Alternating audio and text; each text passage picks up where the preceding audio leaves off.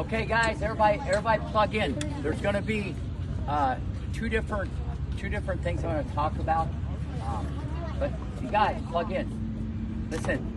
Okay, and especially if there's any parents here. I wish there was more parents here right now, because to me, everybody listen. Some of you guys are hearing, you're not listening, not good. All right. This is more for the parents. Okay. There's a message here. This is a long time ago. Seems like everything was a long time ago. I think 1993. Okay. Listen up, little one. Listen up. 1993. Venus and Serena, we were like invited to play an exhibition. All right, to play doubles at Hilton Head, South Carolina, where they have the Family Circle Cup. Might be named something different now. And they were invited to play a doubles exhibition against the great Billie Jean King and Rosie Casals. Okay, like crazy. I mean, they like 20 Grand Slams. I mean, Billie Jean's iconic, and Rosie Casals never missed a volley in 5 years. So you don't need to know any of that. So here we are. We're not playing any junior tennis, because Richard said, well, if I play junior tennis, Rick, you'd have to get me out of jail because all the parents are crazy, whatever. So we never played junior tennis, but he didn't want to go with the hamburger, but he went with the filet mignon. Yeah, we'll go play an exhibition. So we go to Hilton Head, South Carolina to play an exhibition, and there's 5,000 people in the stands, and it's gonna, remember, they're 12 and 13. They weren't like, I mean, Serena wasn't even one of the best her age around. Okay, they really didn't know how to play doubles, even though it was an exhibition, but they knew how to do one thing. Okay, they knew how to fight. They knew how to fight. So I knew all 5,000 people in that crowd, they would put them right in their pocket, and Billie Jean and Rosie would be blown away about how these girls tried to play doubles. Not play, because there was arms and legs, and they had beads, kind of like someone here, and the beads would fly off their head. It was crazy. Okay, but they were standing closer to the service line to return serve than the baseline. All right, taking the ball right off the surprise, giving Billie Jean a surprise, tearing out their eyes. So aggressive. It was a Compton street fight on steroids, just out of control. It was like this. All right, and everybody was mesmerized about the aggression, the intensity, what they were trying to do, instead of 12 and under tennis, where you could, watch it from an airplane, like this, people flipping up hamburgers with extra cheese. All right, so it was just like, it was crazy. It was crazy, crazy, crazy. So we get done, okay, and now we got to get to the airport in like an hour. It's like 45 minutes, okay? But have no fear, Richard's here, the way he drives it, he can make it for sure. So now we're in the van, and this is the story. We're in the van, and remember, they just got done playing two of the greatest players in doubles that ever picked up a racket on the WTA tour. All right? So now here we are in the van, 5 minutes later, okay, and all of a sudden I hear, "Hey Venus, how did you play today?" "I played very good, thank you very much." "Hey Venus, how was your serve?"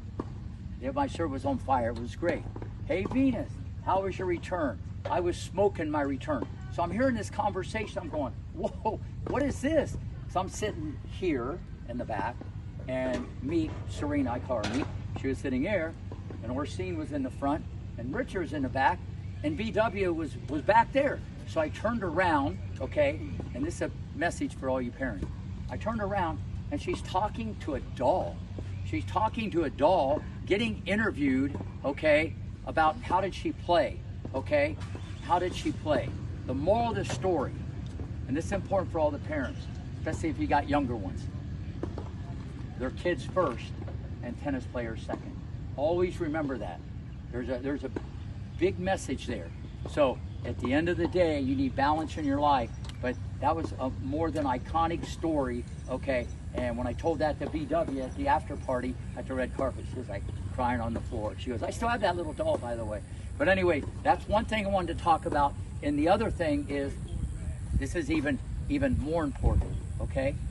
I want everybody, okay, to start focusing. If you want to play better tennis, or you want to be better at anything, focus on and appreciate. Focus on and appreciate, okay, what you have. Everybody listen up.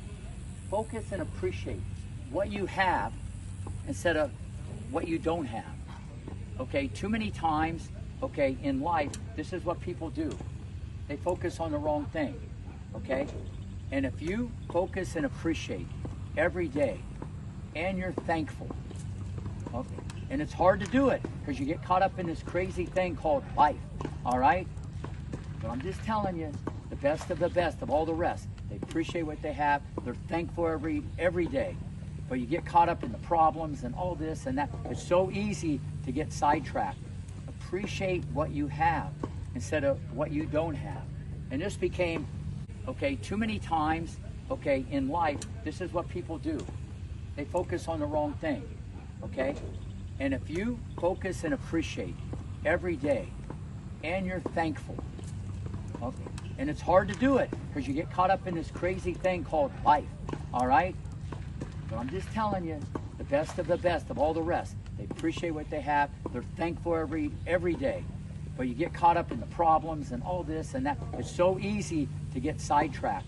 Appreciate what you have instead of what you don't have. And this became even more clear to myself at this stage of the game, even though I'm a very appreciative type guy. You know, when we're having people on the podcast, you know, and some guy's out there with no legs and one arm, and he goes, "Hey, Rick, I'm coming to the tennis center, and you're going to show me how to serve." Whoa, okay? And he has a great attitude. And he can drive a car. And he signs 1,000 autographs by putting a pen in his mouth and going like that, okay? Or some guy who's the best motivational speaker in the world, and the guy's been in a wheelchair his whole life. Appreciate what you have. Remember this. This is probably more important than anything that I've ever said to any of you guys. Appreciate what you have. You should be thankful your parents give you this opportunity instead of more. This is very important. You should write it down, because I know you're going to forget it, and look at it every day.